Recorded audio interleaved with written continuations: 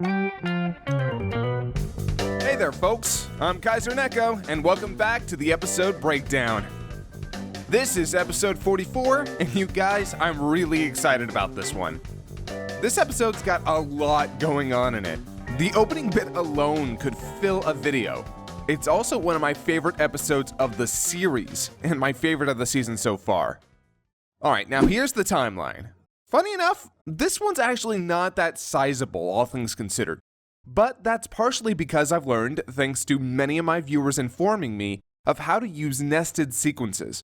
Essentially, for scenes that require a ton of sound and visual effects, I create a new sequence so I may work completely unfettered by the surrounding material. Then I can bring it over to the main sequence and slide it into place. This is also very effective for scenes where I want to add an effect to the entirety of the sequence without having to apply it individually to each part. Let's of course start off with the first scene. There's a lot going on here, some of which may seem obvious and some of which might be a bit more subtle. First, the sign in the background.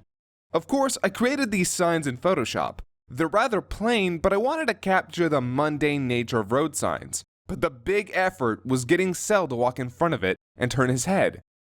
This required the RotoBrush tool in After Effects. As you see, the RotoBrush tool selects either the object in question or the surrounding objects, then erases them from the shot. There's a lot of fine-tuning that goes into this, but it can be very effective to save a whole lot of time when trying to mask objects over another shot. I tend to still use Photoshop for static images though. This shot here with the Panda Sanctuary keeps the original panda from the scene, but replaces the rest of it with a logo created by Mark Swint, the engineer. And now, one of the bigger visual edits of the episode, Cell's head turning. You see, I originally had him turning all the way around in this shot as such, but I realized quickly that in the shot with the coach, Coach Roger in our script, he's facing away. So in this shot, I pasted his head looking over his shoulder, which only solved half the problem as Cell still turns around in this shot. As such, I took a little extra time and turned his head instead. It's not a perfect turn, and I almost went back to fix it, but I actually felt like the little bit of jitter made Cell's head turn look freakier and more jarring, thus funnier. Also, fun fact, that's actually Takahata 101 as the East City Westman's Captain Bucko. Captain Bucko and Coach Rogers.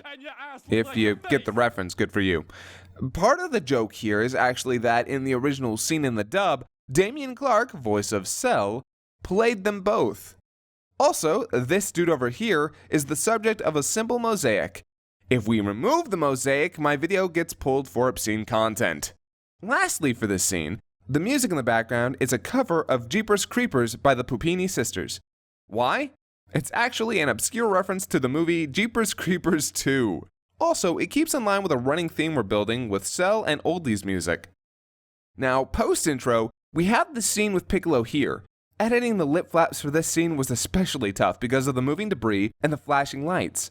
I had to actually cut out certain flaps and rework them in Photoshop to work, as the looping frames did not give me the required combinations to do otherwise. Also, there seems to be a bit of confusion over Vegeta's line here. Do I hear 5? Some people believing he's referring to the total amount of androids. It's actually a callback to an earlier joke from Vegeta here. Wait, what? So I'm pretty sure that's 3 androids you've missed. Do I hear 4? This next scene actually almost didn't happen. See, in what will be released later as a deleted scene, there was originally an entirely different take on this segment. It was originally very close to the original scene, and honestly, added very little to the episode as a whole. It initially served as a cutaway and a way to remind people of Goku's condition, but halfway through the editing process, we decided it was just too much like the original, and considering it was filler to begin with, it needed to be changed. And so, we came up with Goku's dream sequence. Art supplied by the incredibly talented Stefan Krosix. You can see the comparison shots here. Also, the smoke here is just a stock video smoke bomb. As for the reflection of Goku and Roshi's sunglasses, I just used a color key, pasted a couple of tinted shots of Goku sleeping under them, and used the Spherize tool.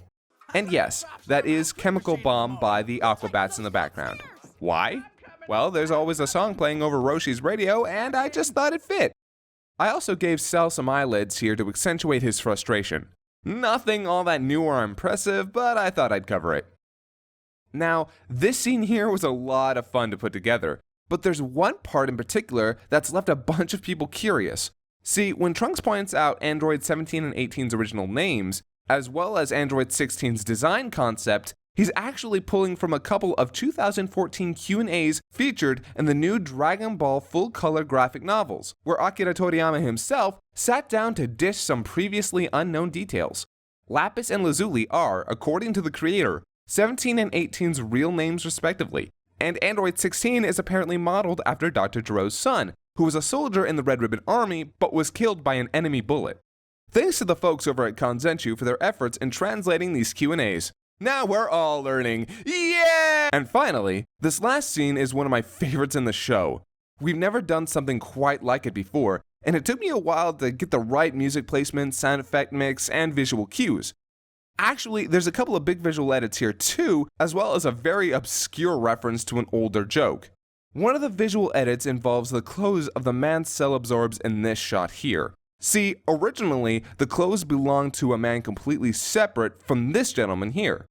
However, with the way I was editing everything together, I wanted it to be apparent that the person being absorbed was him. And so, I used the rotobrush on the clothes themselves, and I either pasted it over a tinted layer of the original, or tinted the actual clothes themselves.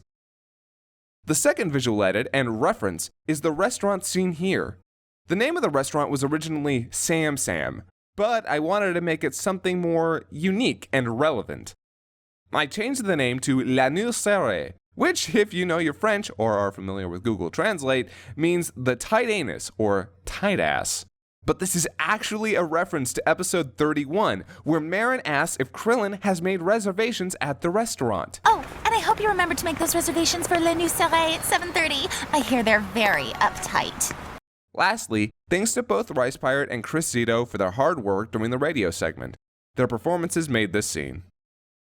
Also, yes, I know, there are two flies f***ing in episode 43. Also, I said exhibition instead of exposition. Thank you all so much for the helpful comments pointing out my flaws. I appreciate the dedication. But seriously, yeah, I'm a dork. The flies are actually the continuation of a long-running joke of people seeing terrible things during the solar flare and, well, considering Cell's design, I thought they'd be appropriate. And that's it, folks! Thanks so much for all the support, and I really hope you all enjoyed not only this episode, but the breakdown as well. We're currently busy working on episode 45, as well as Hellsing Ultimate Abridged episode 5.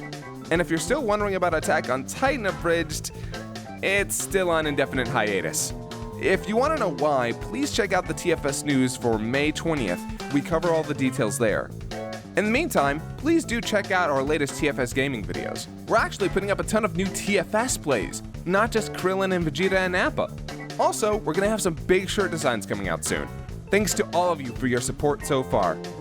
Now, if you don't mind, I have a Canadian who's been staying at my house for the last month to tend to. Taka, get out of the pantry! God damn it, those sun chips are not for you!